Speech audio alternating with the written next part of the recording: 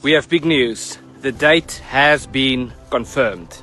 On the 26th of September 2026, the White Cross Project is going to Washington, D.C. It's official, but it's not just the location.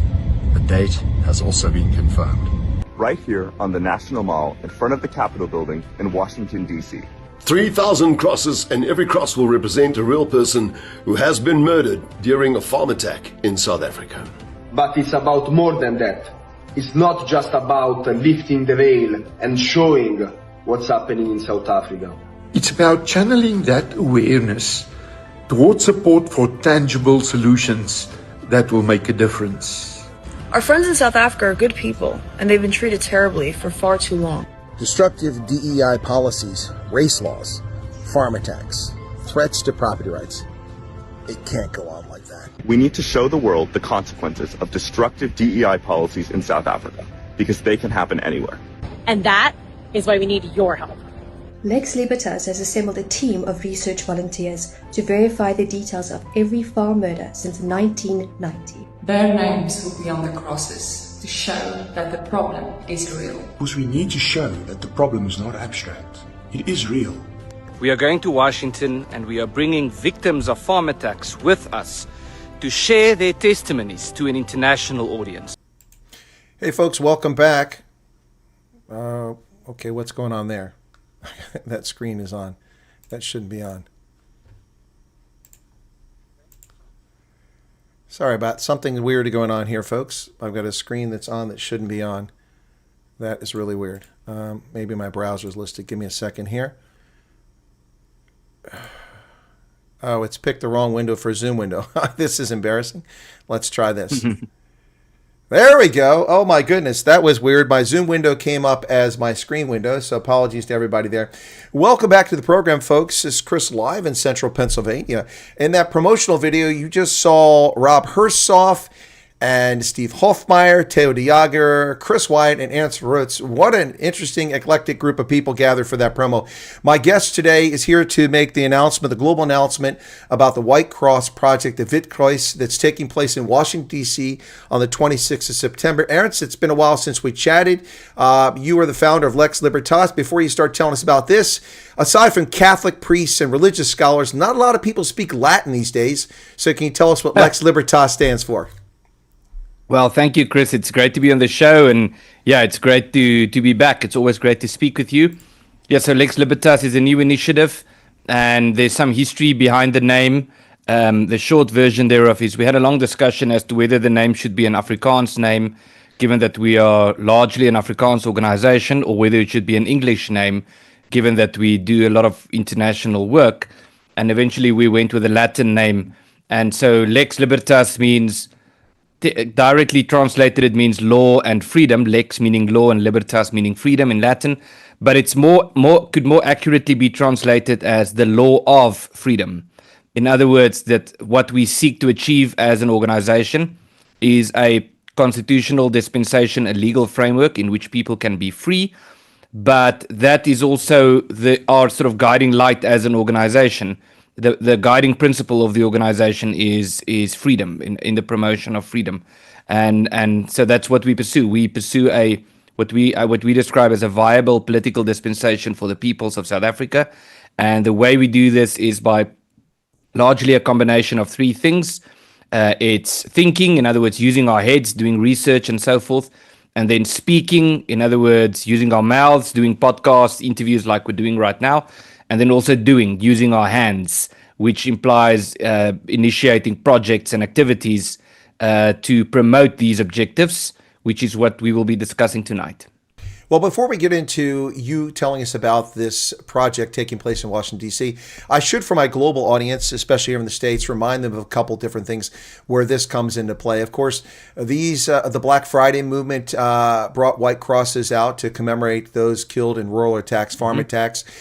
In what used to be Petersburg, now called Polokwane, you have the Wittkreuz Monument. Of course, Steve Hofmeyer sang there a couple years ago to draw attention to it. And that is a cross for every person identified who's been killed on a farm. You're going to talk a little bit about that, I imagine. And then famously, we have the situation where Glenn and Vita Rafferty were brutally butchered on their farm.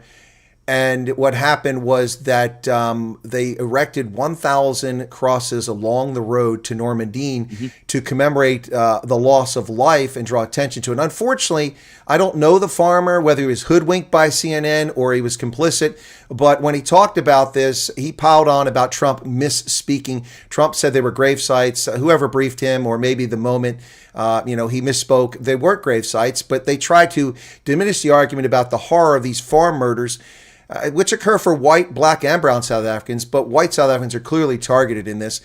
And they tried to diminish it by saying that, well, Trump got it wrong because they're not grave sites. But it doesn't change the fact that thousands of South Africans have been butchered and tortured in most horrific ways on rural farmsteads in South Africa. I personally have lost at least a half a dozen, I think about 8 friends who are South African farmers on these farm attacks. So those 3 things, the Wittkreuz Monument in Petersburg, the Normandian thing, and now your event, plus the Black Monday. Tell us a little bit about what's going on with all this, Ernst. Yes, so you're right. This White Cross project was actually sparked by, in a sense, the White House meeting that took place last year between Presidents Trump and Ramaphosa. But not so much the meeting itself, but in a sense, more the response to that meeting by the media. And you mentioned CNN. The CNN line is predominantly that it's an explanation as to why farm murders in South Africa do not constitute genocide. And then they would argue that because it's not genocide, it's not a problem. But some others have gone even farther. We've mentioned, for example, Jimmy Kimmel was probably the worst in his response. He had this whole stand-up skit about the meeting in the White House, and he made jokes about the meeting, but he particularly made jokes about people who wish to raise attention about the crisis in South Africa. And he spoke about Donald Trump and his made-up farm murders to the amusement of his audience. And of course, CNN, the New York Times did the same. The View did the same. And in South Africa, we also had many of the mainstream media doing the same, including ENCA, SABC, News 24. Actually, all the large mainstream media outlets immediately rushed to the defense of President Ramaphosa in his denial of the crisis. And they immediately tried to discredit President Trump in saying that there is a problem in South Africa. And they use these strange arguments like it's not genocide, therefore it's not a problem. Or they would say there are no race laws in South Africa. Show me the race laws is what they would say. And arguments along those lines. Or they would say that those crosses were not actually burial sites, therefore it's a lie. Whether it's burial sites or graves or memorial crosses, it makes no difference. Every cross represents someone who was murdered. And so that's what sort of sparked this initiative.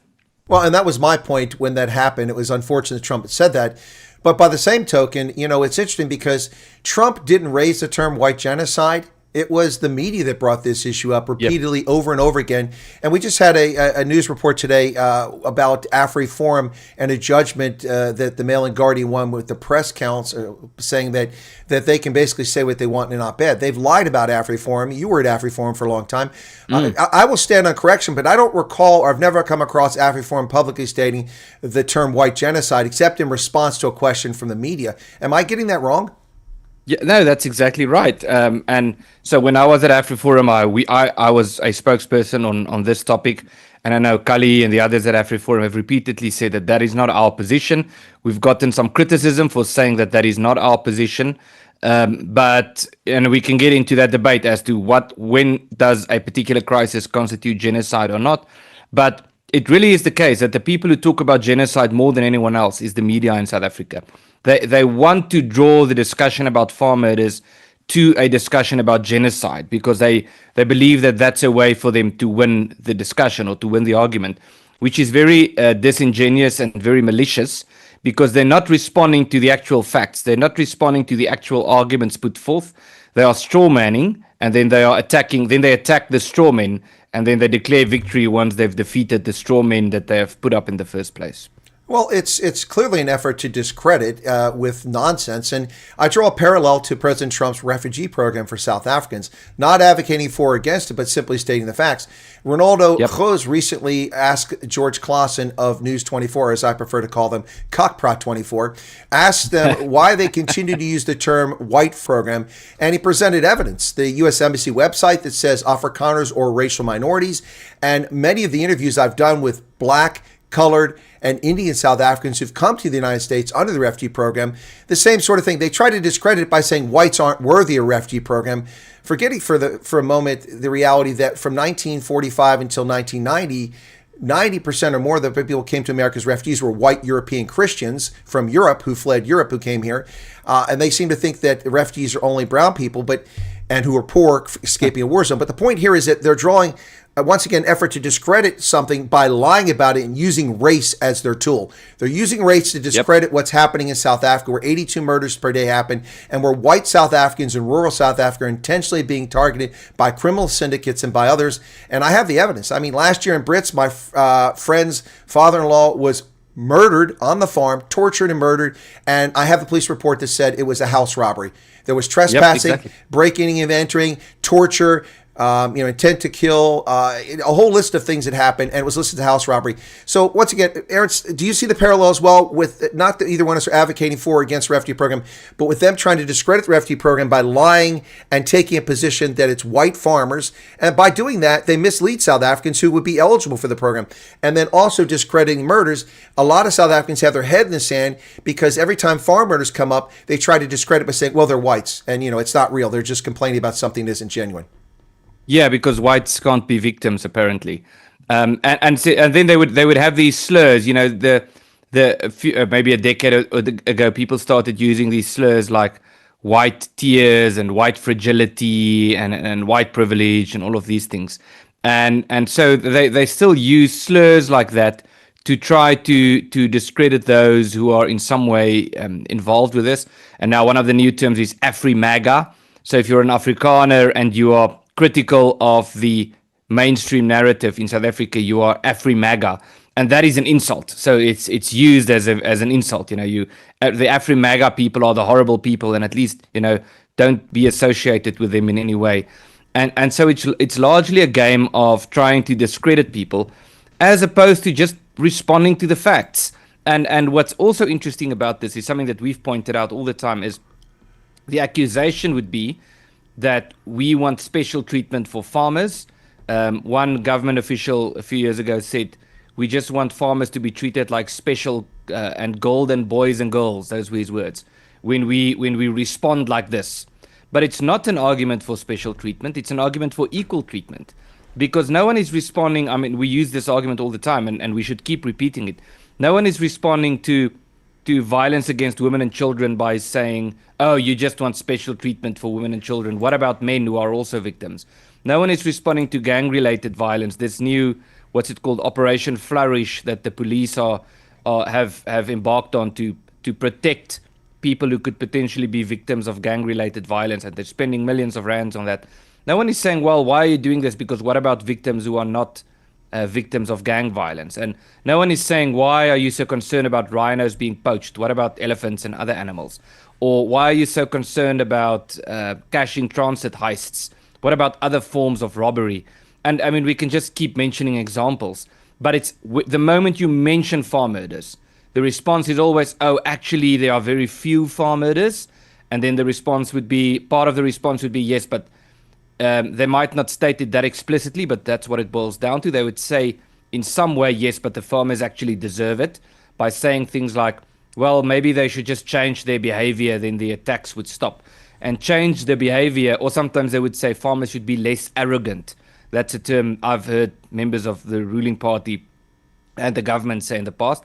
And that's just code word for join the program. You must join the ANC's political program, and then you are not arrogant. And so they would say that. They would say it's very few farm murders, or the farmers must just change their behavior, or they would accuse those of trying to solve the problem of all sorts of malicious intentions and objectives. When the fact of the matter is, it's a real problem. It's one that cannot be denied and shouldn't be denied. And there are real tangible things that could be done to address this. And that's all that we're saying. And it's the fact that people who argue for something to be done about the problem are so aggressively vilified just speaks to the extent of the problem. And it also, I would say, says something about who's on the right side of history and who isn't. Well, three things let me address, and I'd like to get your take on two of them, and you can respond to the third if you like. The first is that for many, many years, I have addressed this as a rural insecurity issue, particularly since the elimination of 187 commando units that were part-time and provided at least a veneer of security through coordinated search operations and responses to farm attacks. So that's the first one, and that's been now going on 20 years since the commando regiments were disbanded under the false lie that they were an apartheid creation. They had nothing to do with apartheid. They existed for centuries before that. And the last three regiments raised were all Zulu in KZN. So that's one thing. The second thing is that I want to make this clear that these people that behave in such a disgraceful fashion run the gamut of ethnicity. In fact, some of the most vociferous and loudest annoying of these people are white Afrikaans, South Africans, and English speakers who do this. And finally, last Domino said for the Cross Project, which we're going to get to in a few minutes and talk about here, he says 6 of those crosses hopefully represent his parents, his brother, his sister-in-law, and their 2 children, all of whom were butchered on farms. And our thoughts, our prayers to you and condolences to your loss of your family. But if you want to respond to each of those 2 things about, the rural insecurity, because I've been attacked by a lot of Afrikaners, especially when I start talking about rural insecurity. But I've been reporting in this inside the intelligence community for the last 30 years, what's been going on. And it is a rural insecurity issue. But there are people being targeted. And then the second issue there, I talked about how it's the most vociferous tend to be actually white South Africans doing this. Your thoughts? Yes. So firstly, the reason why there would be some pushback against the conclusion that it's a rural insecurity issue is that argument is also used by others to say that farm murders are not really a problem. It's not really that farmers are being targeted. It's just crime in general. And it's worse in rural areas because the police stations are far away and so forth. And what that doesn't capture is the extent to which farmers and Afrikaners or Boers or white people are being targeted politically in speeches and so forth. But it is true that there certainly is a rural insecurity crisis in South Africa. I remember growing up with the commando system. I grew up in the agricultural town of Tzaneen up in the north of South Africa. There was a very active commando system. Members of my family, several members were involved with that. Many of the adults, I was a child, but many of the adults in my life were involved. And then they were supported by the government. They would go out and drive patrols. They would have like a timetable and slots. They would have radio contact, and they would keep the people safe. And in many cases, we've seen the commando systems were, the commandos were actually the ones who caught the attackers, who caught the perpetrators. And where the commandos were very active, towns, especially in rural areas, were just much safer. And then in 2003, President Thabo Mbeki, just out of the blue, announced during his State of the Nation address that the commando system would be disbanded. There was no liaison or discussions before that with any of the commando system structures. And in fact, farm attacks actually increased. That was more or less at the height of the farm murder crisis when they announced this, around the turn of the century. There were more than 100 farm murders per year at the time. And then they just stopped this. And everyone who was in some way involved with these discussions that happened, at least in the aftermath thereof, made it very clear that the motive was political. And I think we can speculate as to what the political motive is. I think it's safe to conclude that it largely had to do with the fact that they saw the commandos as a threat. It was well-organized farmers, agricultural communities, largely white people, but not exclusively, who were well-organized, who were armed, who were keeping themselves safe. But they were keeping themselves safe from criminals. But in the ANC, Mkhonto we Sizwe framework, they saw that as a threat. In terms of your other question, yes, you're right. I have, for a very long time, had as they would say, a bee in my bonnet with academics and philosophers and political commentators and people especially who are very well qualified. And I'm somewhat hesitant to say this because I'm somewhat of an academic as well. But I've long held the conclusion, and I haven't changed my mind yet, that some of the worst atrocities in history, especially over the last century or so, but it goes back farther than that, could to a large extent be attributed to the very dangerous work of academics. who are completely disconnected from reality, who say things that are very dangerous, very destructive, who promote unrealistic ideologies, utopian ideas, and so forth, and then the politicians fall for it. And we have the same problem among Afrikaners, and it's mostly academics and political commentators who very aggressively attack and try to vilify those who seek to do something about this problem by arguing that they simply want to protect their whiteness and all of these things that, Mary D'Angelo and all these anti-white authors in America would say. So they're sort of parroting the critical race theory line, and it is very concerning, and it's very important for us to take a stance against that. Well, I would argue, Ernst, that you fall in the same category that I do, and I've been called this by academics and by practitioners as an academic practitioner, a practitioner academic. You've done it as an intelligence officer, as a military officer. I've been in the field, and I've also taught undergraduates at Iowa State and postgraduates at the Army War College, and I'm a published author like you. I would put you in that category as a practitioner academic. You've done both. Yeah. I think people like us bring a lot more to the discussion because we've seen the real world and we've seen it up close. We don't just sit in the ivory tower and pontificate behind a pen and a keyboard.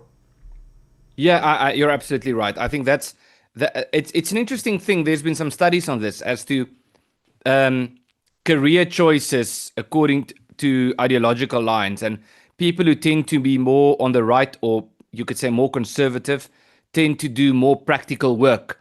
So you would find in engineering faculties, the students would be much more conservative, for example, and people involved with construction and things that you do with your hands, that's really real tangible work in the real world.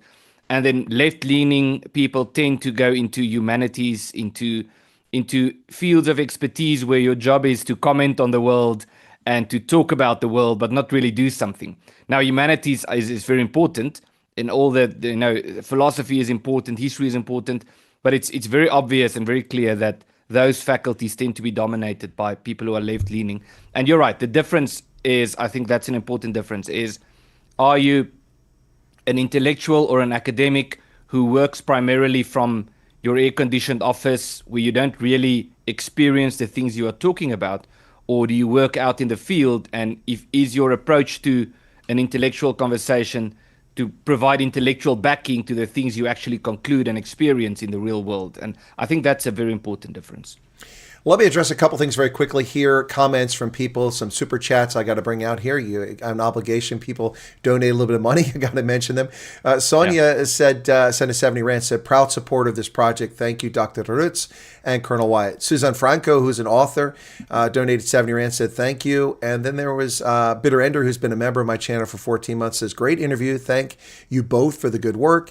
And then the Alternative said, please make Afrikaners great again. There's Maga there. $100 donation. Thank you for that. I wasn't expecting it. It's very kind of you.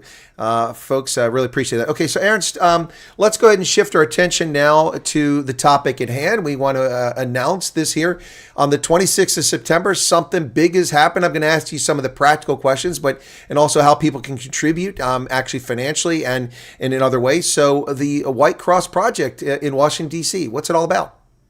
Yes, so the White Cross Project is going to roll out on the 26th of September. We have formal confirmation from the National Park Service. That's the office in Washington, D.C. that deals with these kind of public applications.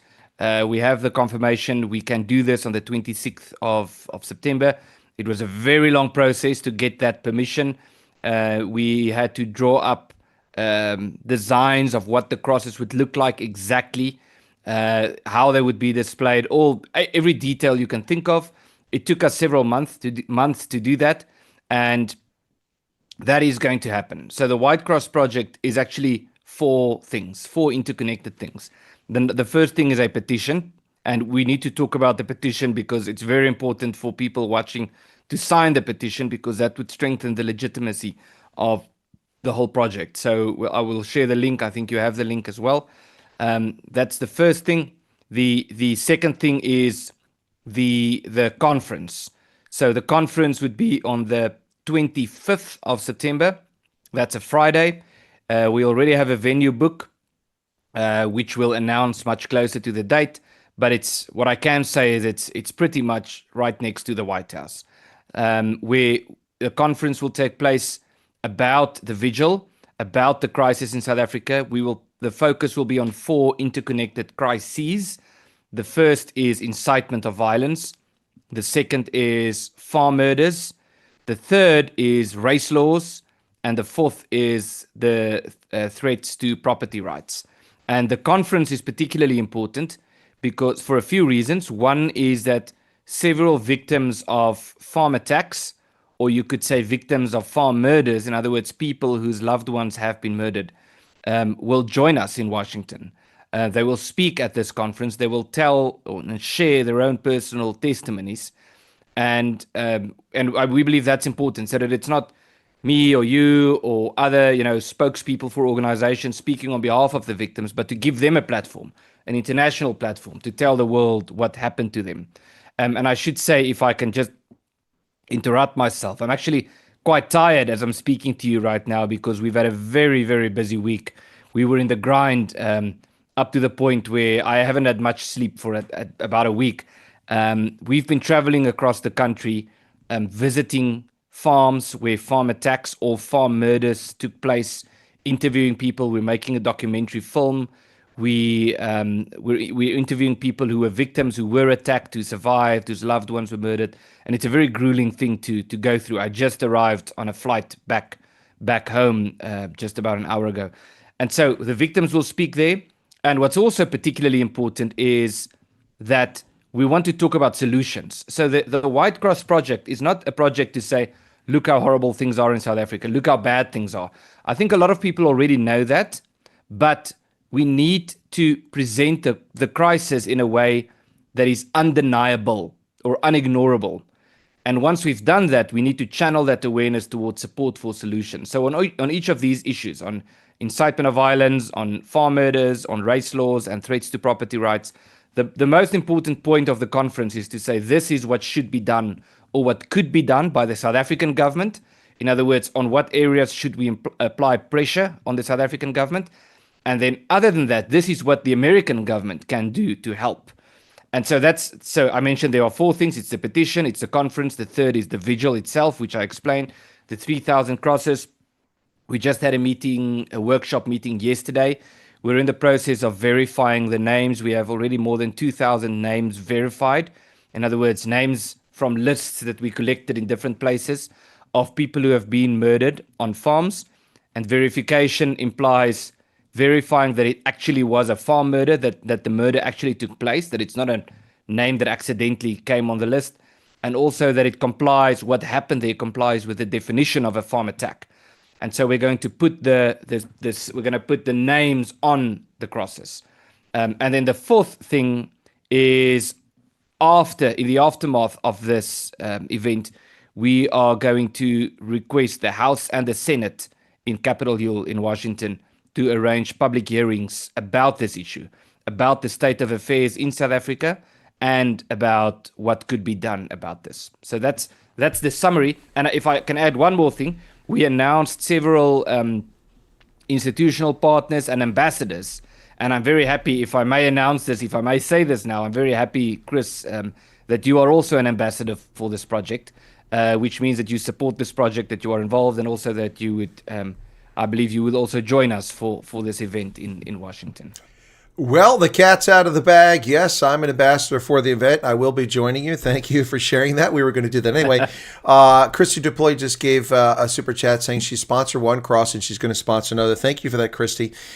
So I have to say this. I would be very disappointed if I wasn't invited to testify at the House and Senate, having served in the U.S. intelligence community and reporting on this for the past 30 years, and having been on the ground, and when the refugees tie to this in some way, and having met over 1,300 of the 8,000 refugees in the United States, been to 30 locations.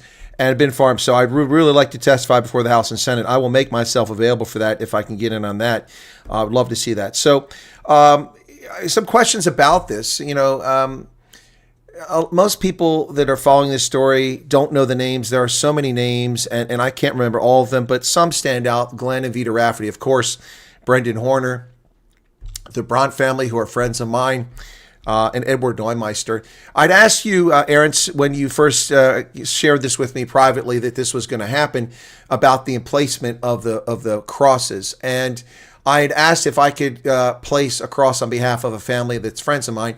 And you said that's probably something we could do. But subsequently, they contacted me and said that you reached out to them and that they're coming over. So thank you for that. Thank you, Chris. Yes. Well, I think this is a very important point, and I'm very happy that you mentioned this, because many people have reached out to us saying that they actually know people whose names would be on the crosses, and it's very important for them to reach out to us, not just to say that they expect that a certain name would be on a cross, but to make sure that it would be on the cross. In other words, to send us an email to say this person was murdered during this farm attack on this day, so that we can make sure that it is on the list. And yes, we will be bringing some people over. We have not announced the names of the people yet. But if there are people who would like to attend this vigil and who would like to present a cross on behalf of someone that they knew personally, we would really encourage them to reach out to us, and we can make that happen. So there will be people, there's going to be a group of people flying over from South Africa. It's not going to be possible for us to do this without help from our friends in America, people like you and people watching this. If to put up 3,000 crosses, if you are 10 people, each one has to put up 300 crosses. So that's not possible. So we need like 100 people there, and hopefully more. And if people reach out to us and say, this person was a friend of mine or an uncle of mine or something, we would be very happy to involve them in some way doing that. Well, Arza Rose said, sorry for your loss. Arza, it wasn't my loss. It's just I started to get a little emotional because I've lost more South African friends.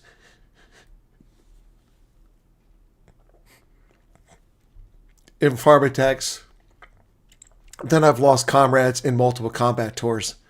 That speaks volumes about what's happening in South Africa. Mm. Well, yeah. Well, I think what you're feeling, Chris, I really appreciate the passion you have for this, and it's really true how people are affected by this. And like I said, we've been traveling the country. We were at a scene where a farm murder took place recently, and it's very difficult to describe the emotions that one goes through when the person who was on the scene first explains to you exactly what he saw, where he saw it, what happened, what the criminal said, and today actually I was in KwaZulu-Natal, and that's where I just flew back from, interviewing someone who was attacked twice, who survived. And both of the attacks that this person went through was really, really horrible. And it's a woman, in fact, who was attacked twice and very severely beaten up during the attacks. And listening to her tell her story also, it breaks one's heart. And that's why we are very grateful that this problem has to a large extent been discovered recently. People have been talking about this for a long time. You've been talking about this especially for a long time. And especially since last year and since that White House meeting, people across the world took note of this to a very much bigger extent. But unfortunately, we have this sort of very aggressive attempt to try to pretend that the problem doesn't exist. And that's why we keep saying we need to make the crisis unignorable, not for the sake of talking about the crisis, but for the sake of finding solutions. Well, Ernst, they get away with this because they tie it to race. They tie it to race in a way to make, as you said, as if white people can't be victims. And of course, they stretch a line that goes back to apartheid, blaming South Africans that didn't even exist on this planet for events that happened politically decades ago. You know, the born frees have nothing to do with this, and most South Africans had nothing to do with the government from that time. And blaming them because their skin color, it's the height of racism. And it irritates me because when I came to South Africa in 2022 after the COVID scam, travel restrictions were lifted, and I was asked to go to Zeerust in Northwest to speak to farmers. Now, I love to go to Zeerust. It's not an especially nice place, but, I lived in Gaborone, and so I always went through Zeerust, so it's like my backyard. So I went there, and I spoke to about 130 farmers up there at the stockyards where they do the auction for livestock. And I met a farmer who had been in the police service as SAPS, and he was very, very, very smart guy, very fit. And I left there, and a couple of days later, I received messages that he'd been murdered in a farm attack. What had happened is not just the farm attack, but what happened and the fact that not a single media outlet in South Africa covered the story. I covered it with my small audience back then. I think I had like 7,000 or 10,000 followers then. So what happened was a farm in Northwest, I think between Swartrugens and Zeerust, there was a farm attack. They called on the radio, we need help. And they couldn't get in the house. And so they fled. And when they fled, the people in the house, they had their Baki and their weapons. They chased them, and the farm patrol responded. And there was bush on both sides, so they couldn't get off the road and escape. So they were trapped between the farmstead and between the farm patrol. And he was in the farm patrol, and I understand that they got impatient after a while of a standoff, and they moved forward, and then they lit them up with fire. He took a round under the vest because he had body armor on, and in 5 minutes he bled out. I had met this gentleman just a few days prior and spoken to him at length about security on farms, and he was murdered. The part of this story that's so irritating to me, Ernst, is that they responded to a commercial black farmer's attack. A Tswana farmer in Northwest was under attack, and white people went there and gave his life to protect that black man. Not one media outlet in South Africa covered the story, and it irritates me to no end. Yeah, you're right. So this lady I spoke with today also spoke about this, the response of community safety or private security as opposed to the police, where she probably within 10 or 15 minutes after they reached out to private security or to the community farm watchers, they were there and they actually saved their lives. The police arrived hours later and also didn't properly, conduct themselves very professionally. And that's a recurring theme we hear over and over again. But you're right. So I've had many TV interviews in South Africa about farm murders, like interviews on ENCA and SABC and many of these mainstream media outlets. And what's interesting, what is a recurring theme behind being invited to such interviews? It's always when the journalist or the publication thinks they have a gotcha moment. Something happened and they can get you on the show to expose you. For example, there was a case in Krugersdorp a few years ago that was headlines. It was the main story in South Africa for a few days, that a white farmer murdered a black farm worker. And I was immediately called by ENCA. They wanted me in studio to talk about farmers killing farm workers. And then 2 days later, it came out that that's not true. It was actually a private security guard that shot someone who was invading the farm, who was attacking the farm, who shot someone in self-defense. The farmers weren't involved in that. It was a security incident. And then the story died immediately, just immediately. It was not, oh no, well, there was a twist in the story and so forth. The story just went quiet right there, that moment. And that's the recurring theme. So when were the first Black Monday protests? 2016 or 18, I believe. I think 2018. And it was around there. And it was a major story in South Africa because someone tweeted that there were more than 20,000 people participating in these protests. And then someone tweeted that they saw an old South African flag. They saw a so-called apartheid flag. And then it was a massive news story. And I remember I got invited to go into the studio to talk about this, but not about farm murders. Every single question I was asked was about how racist these people are who want the murders to stop. It's a recurring thing. But I think the sort of silver lining is that they've discredited themselves to such an extent. That's the one part. And the other part is the rise of alternative media, of platforms such as yours to talk about this. Well, hopefully we're not being shadow banned. Bonnie Duplessis sent another super chat, 80 Rand. She said, "Say dit ho, dit is Ernst. Gaan goed." How'd I do? I didn't see the message. Did I pronounce it so badly that you didn't understand it? See who that is. Yes, okay, I see. Yeah, see who that is. Yeah, that's fine. Yes. Okay. Okay. Thank you, Bonnie. I'm keeping an eye on the chats as well. So thank you everyone for for participating and sharing and liking and all of that. Well, at least you're kinder to me than Ronaldo Goes is, because he always attacks me for my G pronunciation. So I just call him Ronaldo Goes when he does that. So Magog gave 14 rand, said thank you. And then we've got also, it's Max again. Our condolences to those friends and families. Wyatt, horrible thing. It is a terrible thing. And Debbie Ackerman just gave 70, said stop plus mod.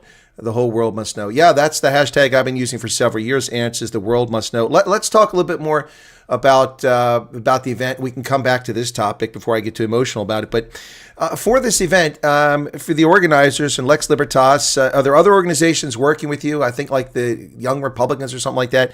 And if so, have you guys already looked at any potential opposition, any protests, plans for that, security, vandalism, and media coverage, those sorts of things? Okay, yeah, that's a list of things. We have discussed most of them. I should say that we have started Telegram groups for people who want to be involved with this project, because it's too big for us. We're a small team. It's too big for us to execute. So there's a Telegram group for people who plan to be there on that day. They have to register, and we'll send them the link. There's a Telegram group for people who want to be involved in just to play a supportive role with spreading information and so forth. And then there's also a media Telegram group. So yes, we are looking at security. We can, yes, it would be important to make sure that there is security. We're speaking with the National Park Service. Obviously, it's always important not to talk too much about security for security reasons, but we are looking into that. There will be some form of an event on that day where there will be a particular time where there will be some speeches. People will share some thoughts, and there will be some formalities. I don't think we've mentioned this during this interview, but very important, the White House have actually agreed to accept our memorandum and petition on that day. So they will accept it, for which we are very grateful. And then in terms of media, yes, we have a media Telegram as well that we started yesterday, which we will have to just manage, because we don't want everyone to just run into different directions and start calling journalists. But it is very important. We are going to be a big group of people. There will be people from other organizations. Yes, the New York Young Republican Club is very much involved as a partner in this project, but there will be other groups as well. We'll start announcing them soon, and some of them will be at this event, will speak there. And what we need to do is reach out to as many media as possible. It doesn't matter if they support what we're doing or if they are critical. Even if they are critical, we would like to go onto their platforms. We'd like to go and speak on CNN. We'd like to speak to the New York Times. We'd like to speak to the Washington Post and all of these people as well. So the legacy media and podcasts, as many as we possibly can. Our hope is to have so many that we would have to split up, that it's not possible for one or two people to do all those interviews. But for that also, we're going to need some help. So I'd really like to encourage people watching this to reach out. And the way they can do that is just to sign the petition. So we are from now on going to sign we're going to start issuing regular newsletters, updates to everyone who has signed the petition, and the links how to become more involved, how to arrange to be there in September, how to join the media group, the support group, all of that. We'll communicate that in the newsletters. Again, the newsletter to the people who signed the petition. If you have those groups, I know like the media one, you definitely want to control that, because you don't want, media people being harassed by just everybody. So that's going to be tight control. But if you have a group that's a public ones, if you send me the links, I'll post them below this video so that people can join them. All right. So we'll do that. Now, Ernst, you mentioned how things just disappear. Suddenly, when the truth comes out, it just fades away. It's like Hank's Old Irish Pub. Oh, racism, racism, racism. There was no racism there. The guy was being a jerk when he went there. And the list goes on and on. But it is interesting to me, because last year when Cyril Ramaphosa defrauded the South African public by fake signing his expropriation without compensation unconstitutional law, violating Section 25 into law at Davos, front of the press, when he actually signed it 34 days prior in South Africa, thereby preventing 1/3 of Parliament from challenging it and sending it to the the Constitutional Court within 30 days.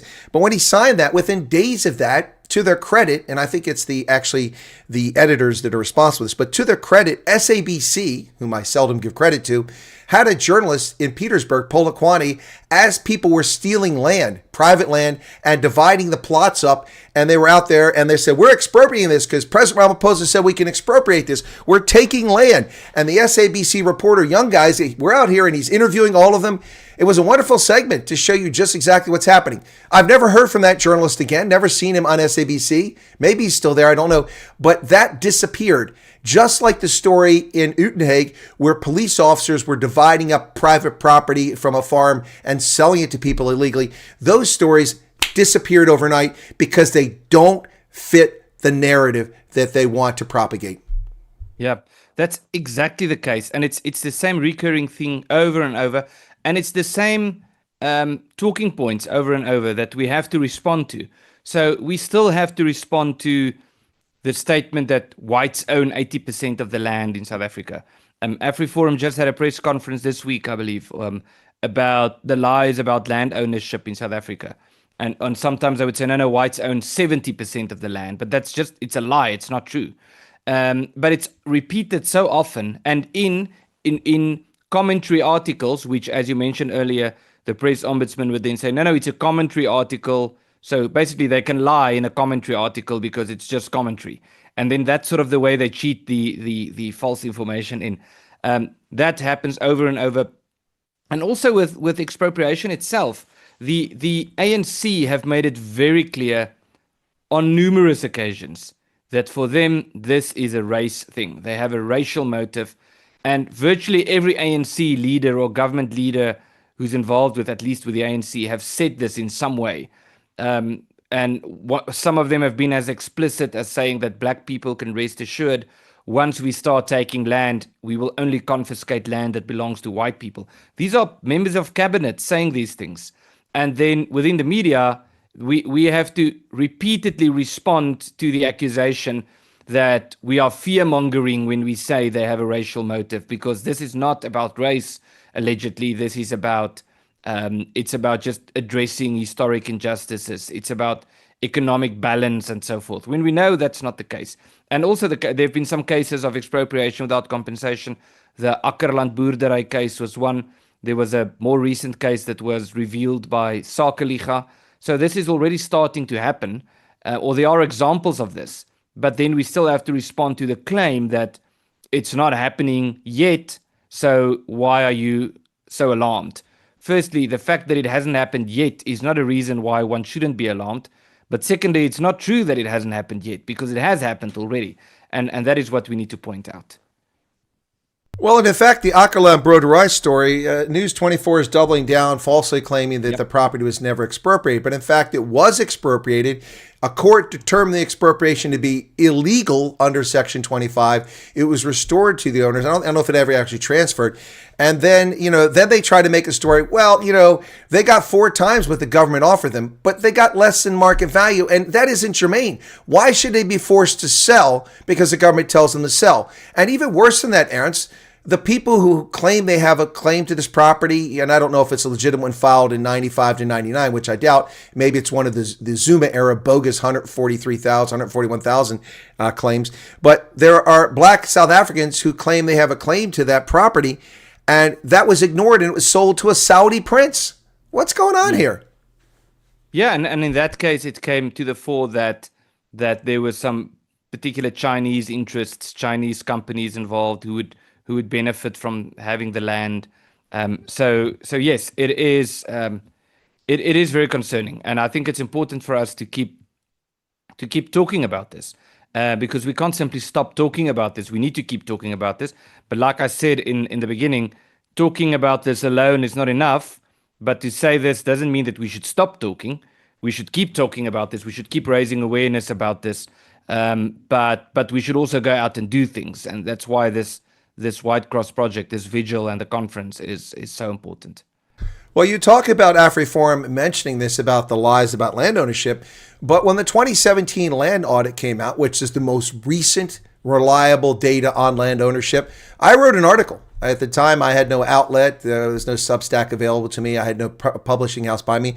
My articles on LinkedIn, it talked about land and poverty in South Africa, and I talked about solutions, and I also talked about the lie about white ownership.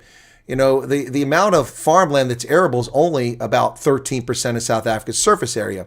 And much of what's considered farmland is Karoo grazing lands, which isn't quite the same as growing wheat or maize or macadamia nuts. And also, who owns the land? You know, less than, it's like 0.034% or something like that of South Africans own any land at all. And the issue is just so out of proportion. I reported this years ago. It's been frustrating me for a decade now after that survey came out or that study came out, how it gets lied about. And every time that these lies appear in the Daily Maverick, I call them the Daily Shitbird, or the IOL, which I call the toilet paper of record, or News 24, which I call Cockprot 24. Whenever these yellow journalistic media outlets in South Africa publish their lies, I refute it. And I know that I strike a chord because on at least 2 occasions, Newsroom Africa has felt the need to bring people on and mention me in a broadcast and lie and say I talked about a topic I never talked about in order to create their narrative. It's very frustrating for me. And as one of the things you talked about, you got 4 things you're focusing on, or you got these issues you're focusing on here: race law, but expropriation without compensation, property rights. And what I've been telling people, Ernst, for the entire time I've been doing this publicly and privately in the intelligence community before that, is that this is not about farmland. It's about property. And property includes your retirement account. It includes your buckies, your flats, your houses, jewelry, anything the state wants to take. And what's so egregious about this particular expropriation without compensation law is not only is it the national government, but the provincial and local governments can take your property and they don't have to pay you. And it's already happening. Yes, that's very important. The legislation doesn't talk about farmland potentially being targeted through expropriation. It talks about property in principle. And property includes intellectual property, it includes movable and immovable properties, and it includes your cell phone and all of these things.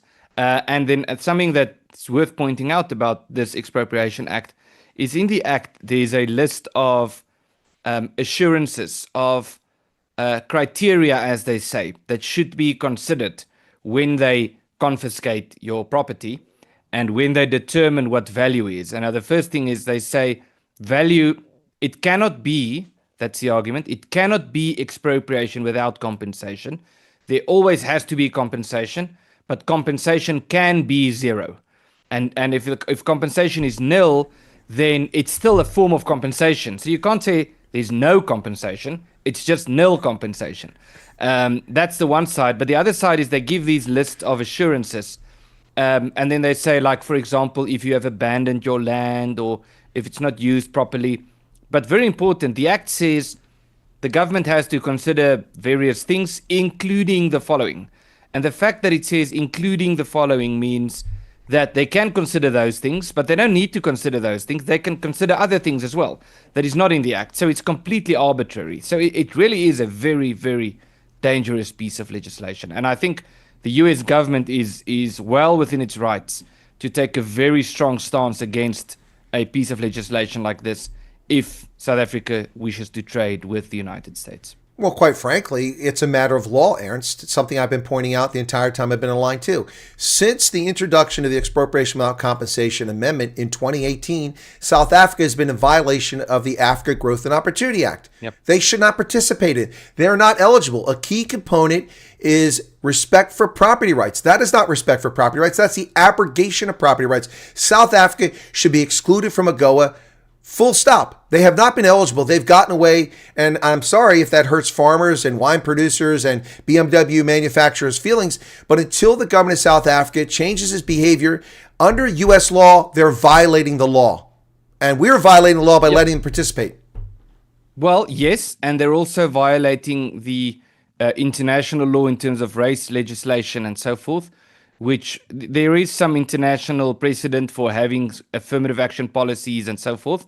But it's also very clear that such race laws or affirmative action laws, there are very strict conditions, internationally speaking, including that it has to be temporary. It has to be, there needs to be a sunset clause The argument as to whether one should do it at all is an important argument. But if one were to do it, then the whole point is to say, okay, we're going to do this for 10 years or 20 years until we've gone through a particular time period. But that's not the case in South Africa. In South Africa, it's permanent. It's permanent legislation, which is a violation of international rights.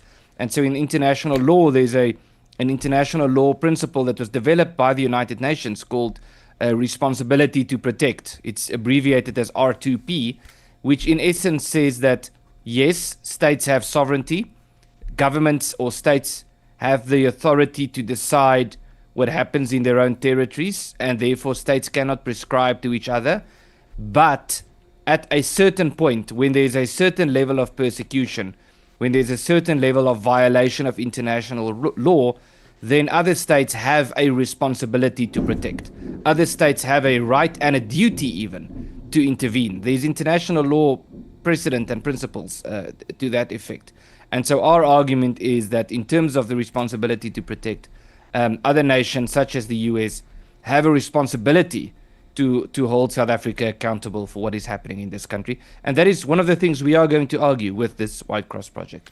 Well, I can one-up you on that, Ernst. One-up you on that. It's not law, but it is an intent. South Africa is a signatory of the International Declaration of Human Rights, which the UN sponsors, and they are in violation of that declaration, which guarantees private property rights. So once again, they're wrong. And they're also in violation of the spirit of the 1955 Freedom Charter. This is not what the Freedom Charter was all about. So they want to refer to the Freedom Charter as some historic document, which the ANC had virtually no role in. The Pan-African Congress and white Jewish South Africans had far bigger roles. But they want to refer to the Freedom Charter. They're not even following the spirit of that. Yes. And it's very fascinating if you go back to the history of former ANC presidents, especially before Nelson Mandela, when Mandela was in prison. People like Albert Lutuli, if you read the type of things they said back in the day, in the 50s, 60s, and 70s, it's completely unreconcilable with what the ANC has become. So in his memoirs, Albert Lutuli takes a very, very strong line against race laws in principle, where he talks about the fact that these laws, the fact that a piece of legislation differentiates on the basis of skin color and declares that people should be treated differently on the basis of the color of their skin is an aberration. It's something that violates the most basic dignities and freedoms that a person can have, and therefore it's not acceptable. So, and there are many other such examples. Albert Lutuli saying this, and of course the ANC talking. If you read the pre-1994 documents, all the promises they made about what an ANC-led South Africa would look like, with Nelson Mandela famously saying there will be no fat cats. The days of corruption and the days of the gravy train are over. There will be no gravy train in the new South Africa, which is laughable if you think about it today. So it's just been one lie after the next, or if it's not lies, then at the very least, or best case scenario, it's one broken promise after the other. Since the ascension of Jacob Zuma, the ANC has charted a path that betrayed the liberation struggle. As you said, you can't even recognize what the ANC stood for during the liberation struggle. Lutuli's words are different. Even guys like Robert Sobukwe from Pan-African Congress, this betrays them. And this clearly betrays the ideas of Steve Biko and black consciousness. It was about not being ashamed of who you are. It wasn't about getting whitey, which seems to be what the ANC is all about this day, and corruption. Yeah. Yeah, well, like 1976, the famous Soweto uprisings, which to a large extent was one of the first major developments that led to the dismantlement of the apartheid system. But the 1976 Soweto uprisings was, at least the way it was presented and came to the fore, was actually an argument for mother tongue education. It was an argument that people should not be forced to study in a language that they choose not to study in, that is, especially if it's not their mother tongue. And now fast forward to 2025 with the adoption of the Bella Act. Yeah, the Bella Act is 100% against what was said in 1976 during the Soweto uprisings. The Soweto uprisings was an argument that people should not be told what language to study in. They should study in the language of their choice. The Bella Act says you cannot study in the language of your choice. We have the right, we the government should have the right to determine on your behalf which language you are going to study in. So it's very bizarre comparing firstly international law principles to what's happening in South Africa, but then secondly, comparing the ANC and what they said they would be and what they said they are in favor of during the 60s, 70s, and 80s to what the ANC has become. Well, it's the height of hypocrisy, actually, if we just look at it honestly. You know, they talk about this 76, of course, in 85, we had these riots. And you're exactly right about that. But here's the irony. The argument was against the imposition of a colonial language, but Afrikaans is not a colonial language. It's an Africa-developed language. The irony is now they're subjecting 5-year-old Venda speakers and 5-year-old Tswana speakers and Afrikaans speakers and Zulu speakers who go to school on their first day to the colonial English language. Now, that's my mother tongue, but it's a colonial language. I mean, only 6% of South Africans speak that as their first language. What kind of morons dream this up? If anything, you would pick Zulu or Afrikaans. Those are the two most widely spoken languages, but not English. Yeah, exactly. It's the irony of wanting everything to be English under the banner of decolonization. That's literally what they're doing. It's flabbergasting. It's Orwellian. It's a very bizarre form of doublespeak. We are very much against imperialism. We are very much against colonization. We are very much for decolonization and anti-imperialism, and therefore we should all speak English, even though it's not our language. It's really bizarre, but that's what it boils down to. That's actually what's happening in South African schools and universities. Well, why not? I mean, the ANC likes communism and socialism. Those aren't your African traditions. They're European. Yeah, exactly. So they get all these philosophies either from German philosophers or American philosophers, I should say, in terms of wokeness, like contemporary critical race theory. They actually don't. They didn't really develop their own philosophy. Steve Biko did that to an extent when he wrote about black consciousness and what that meant and so forth. But the ANC of today has zero originality in what they believe. They just imported a combination of views, which ironically, all of it was developed by white people, Europeans and Americans. And so they sort of imported this blend, and now they're using that as their frame of reference. And ironically, under the banner of anti-colonialism. Well, Ernst, I do have to correct you on one thing here. You're talking about all these things that purportedly Europeans invented. I have it on good authority from a major intellectual in South Africa named Julius Malema that both mobile phones and rugby were invented in the Xhosa heartland. They're not from rugby or or for Nokia. They were invented by Africans. It's indigenous. Did you not know that? Yeah. Yes, I actually forgot about that. And maths and science also comes from South Africa. So it's just revisionist history. But it's revisionist history that's so bizarre that you can't have a proper conversation about it. It's not someone tweaking some particular fact. It's just rewriting in its entirety. So I heard recently about a so-called historian who spoke about the Battle of Blood River, the famous battle where the vow was written. And this historian just said, well, no, actually the Zulus won the battle. There's no historical evidence of that, but they just make it up. And then they say it. And then because it's progressive or revolutionary, people applaud them for saying that, when there's no historical or factual basis to make such claims. No, they just make up anything. And if you tell the lie often enough, that becomes a record. That's why, Ernst, when I get attacked by smear merchants or black supremacists or white leftist lunatics, I ignore a lot of it. But sometimes you have to respond because, as I told people, as a historian, as an undergraduate researching the 1948 elections in South Africa, I didn't have primary sources. I wasn't in South Africa. I was at a university. I didn't have, Opa to tell me what his experience was in the election or something like that.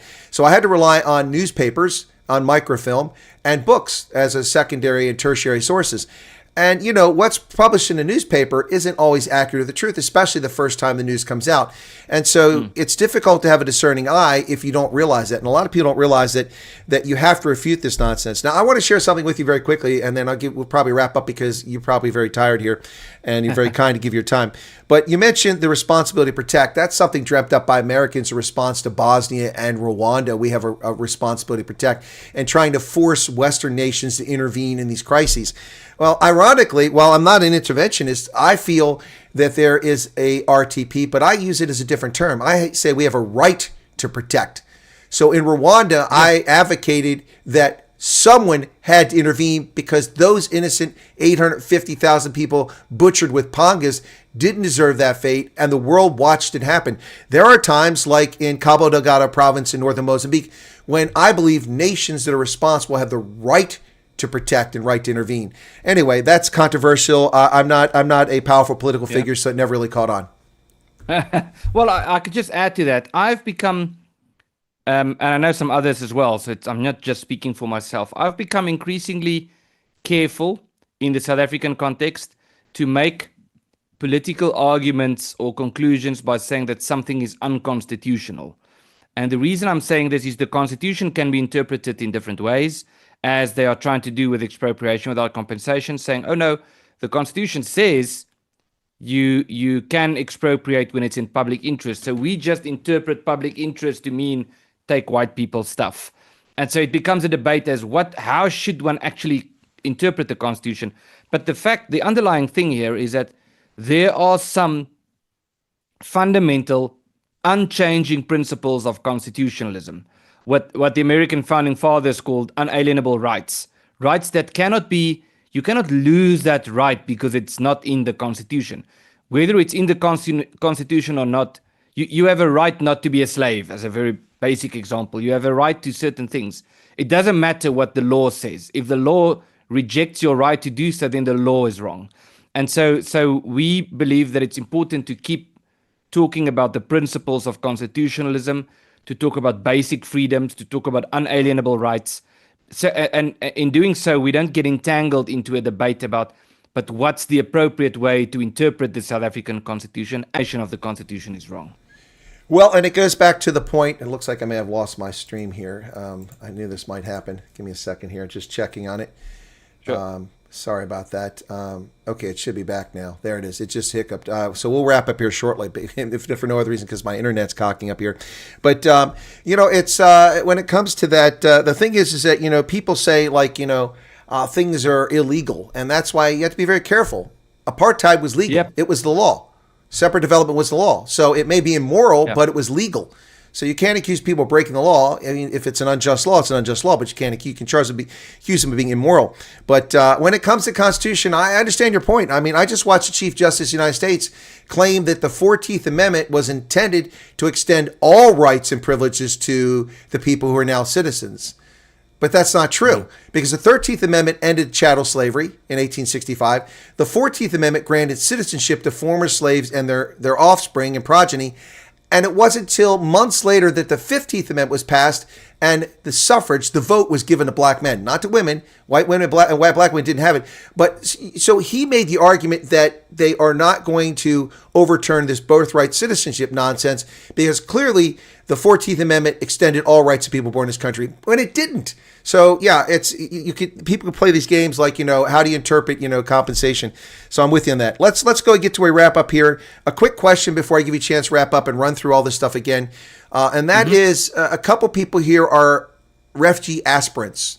They are in South Africa and they're hoping to come to America. They would be interested in signing a petition, but some of them are nervous that they sign a petition.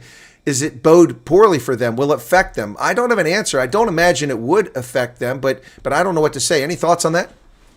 I don't want to make a statement and then be legally bound to that. Exactly. So I don't think we know the answer. Yeah. What I can say, I'm pretty confident that it would not affect them. And the reason why is because we have discussed this initiative with the American administration. We discussed it with the National Security Council. We discussed it with the White House. They have agreed to accept our petition. They did not try to prevent us from doing this. We had a very good and a very fruitful conversation. And so as far as I'm concerned, I cannot speak on their behalf.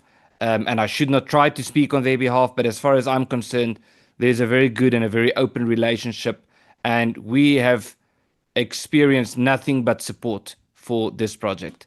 So I don't see how signing the petition would be to your detriment. We know of a lot of people in America who have signed the petition, people in South Africa who have applied for refugee status, and people who haven't.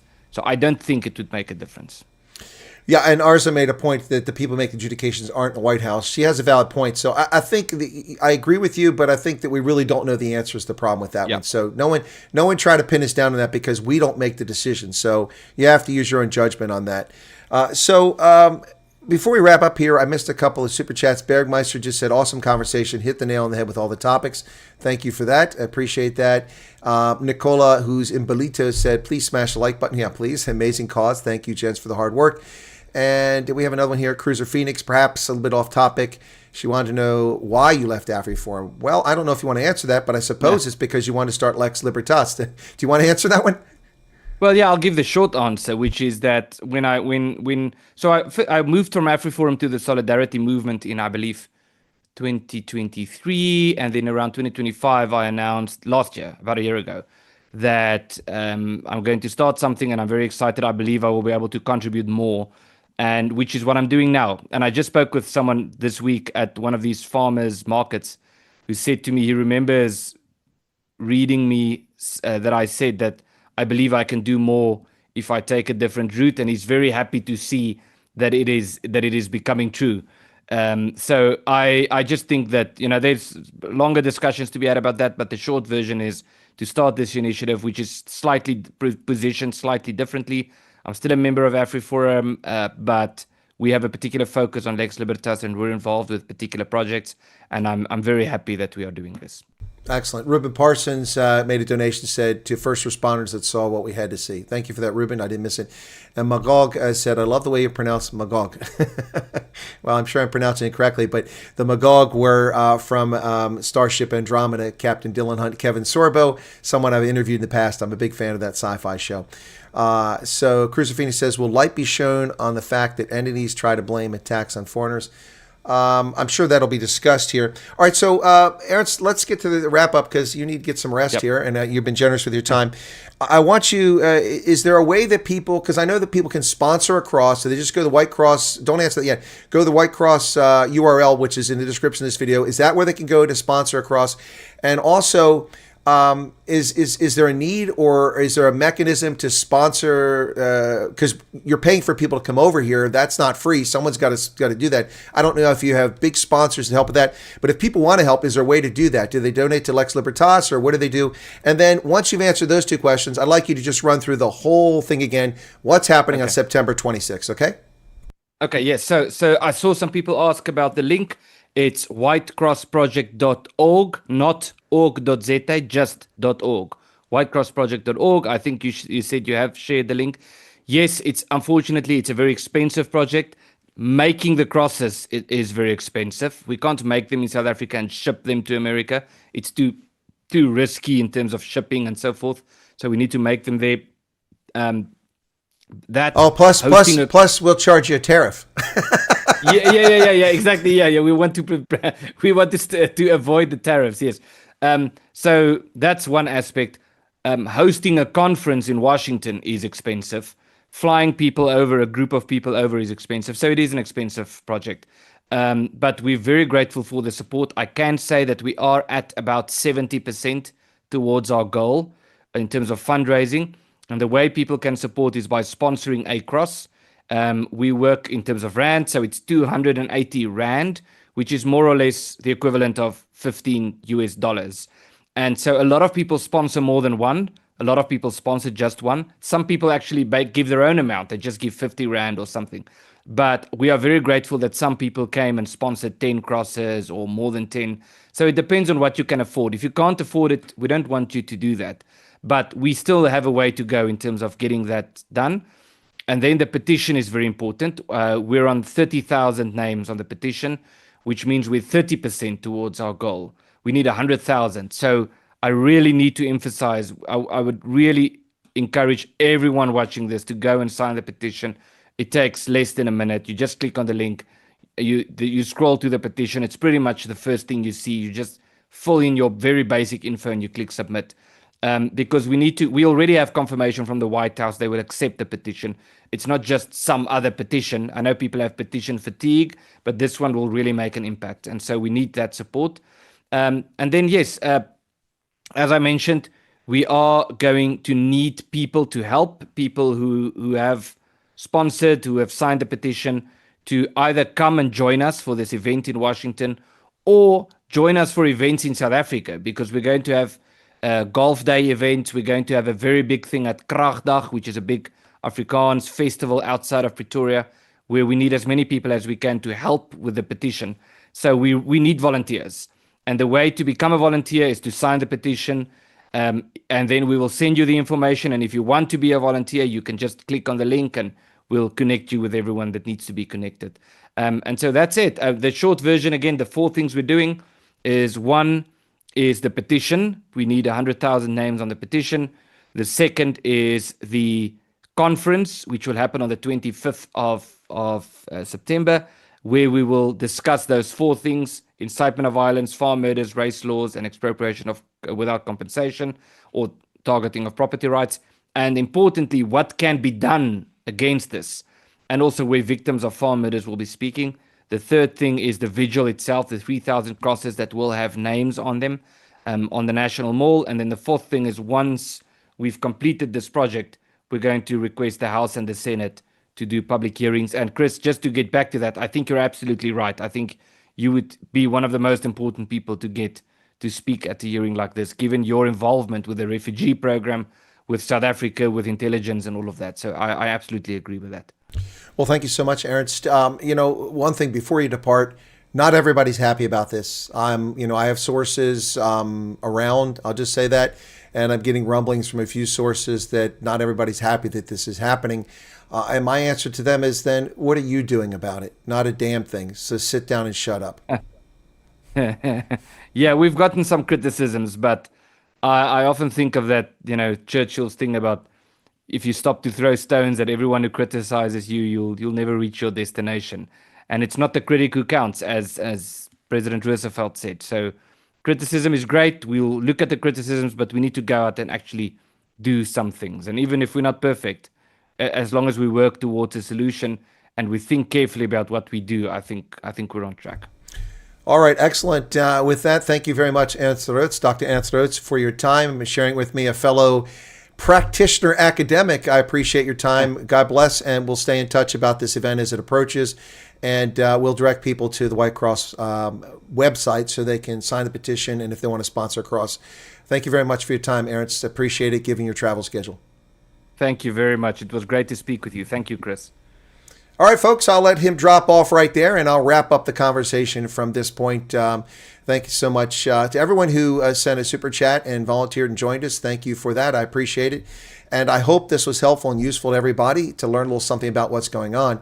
It is online, so you can check that out. To Levin Janssen van Rensburg, to that lovely lady, thank you for your 60 months, 5 years of Platoon Leader membership. Thank you so much. Your monthly donation to the channel, I've used it very well. Thank you so much for that. And 5 years, wow, that's an eternity, isn't it? Thank you so much. I really appreciate people stuck with this program for so long. Yep.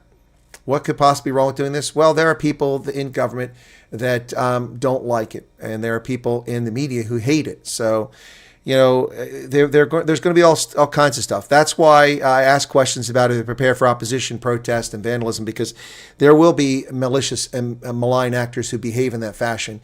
So they have to be prepared for it. All right, guys, that's going to wrap it up for this one. Thanks to the 3,000 people who tuned in during the live broadcast, the 450 to 500 plus who were here for most of it.